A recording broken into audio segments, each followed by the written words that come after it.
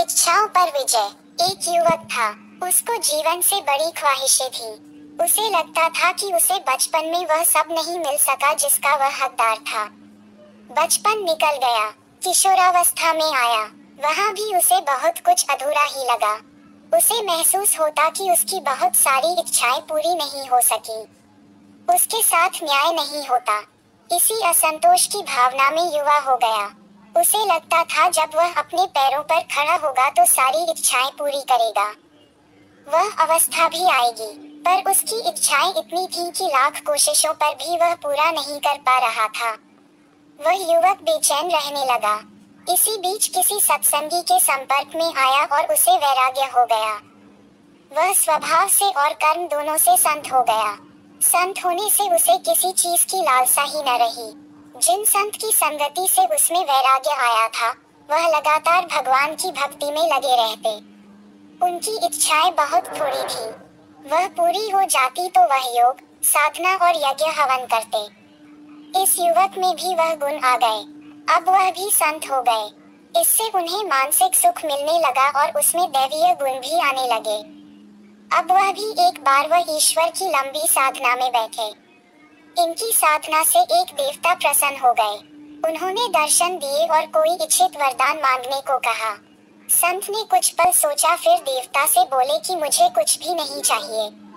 देवता ने प्रश्न किया, जहाँ तक मैं जानता हूँ आपकी ज्यादातर आकांक्षाएं पूरी ही न हो सकी हैं। इस पर संत ने कहा, जब मेरे मन में इच्छाएं थी तब तो कुछ मिला ही नहीं। अब कुछ नहीं चाहिए तो आप सब कुछ देने को तैयार हैं। आप प्रसन्न हैं, यही काफी है। मुझे कुछ नहीं चाहिए। देवता मुस्कुराने लगे। उन्होंने कहा, इच्छा पर विजय प्राप्त करने से ही आप महान हुए। भगवान और आपके बीच की एक ही बाधा थी, आपकी अनंत इच्छाएं। उस बाधा को खत्म कर आप पवित्र हुए।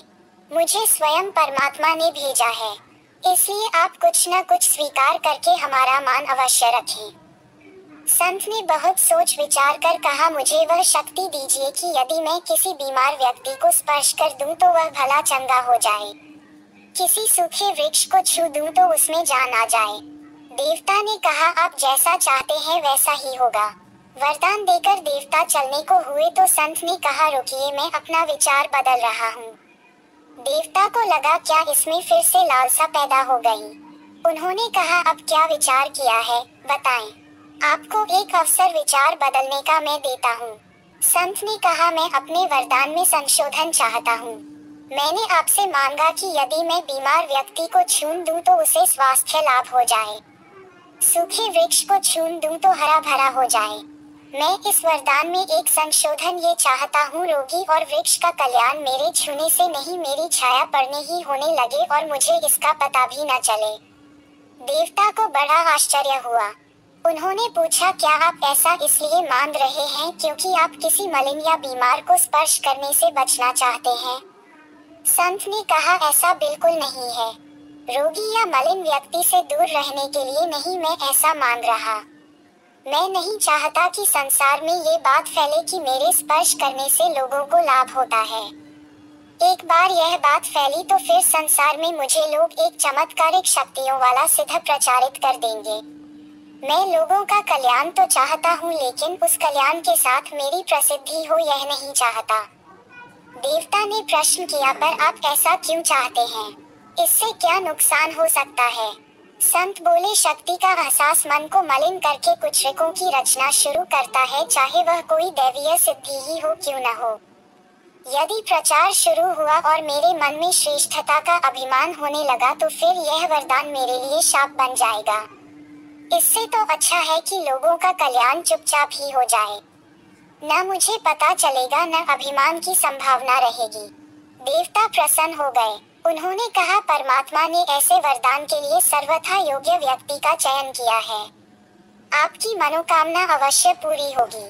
जब आपकी किसी चीज के लिए बहुत ज्यादा इच्छा होती है तब वह वस्तु आसानी से नहीं मिलती।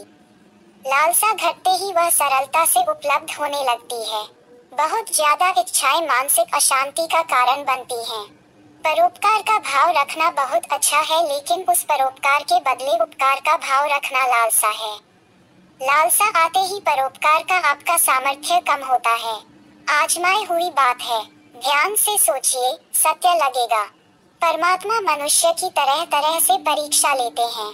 किसी दिन परमात्मा ने सच में कोई दैवीय शक्ति देने का मन बना लिया तो इस कथा को याद रखिएगा। परमात्मा उसी को चमत्कारी शक्तियां देते हैं जो इसका प्रयोग परमार्थ के लिए करता है। धन्यवाद। आपका शुभचिंतक Santosh Kumar Sonkar, my YouTube at your well विशर।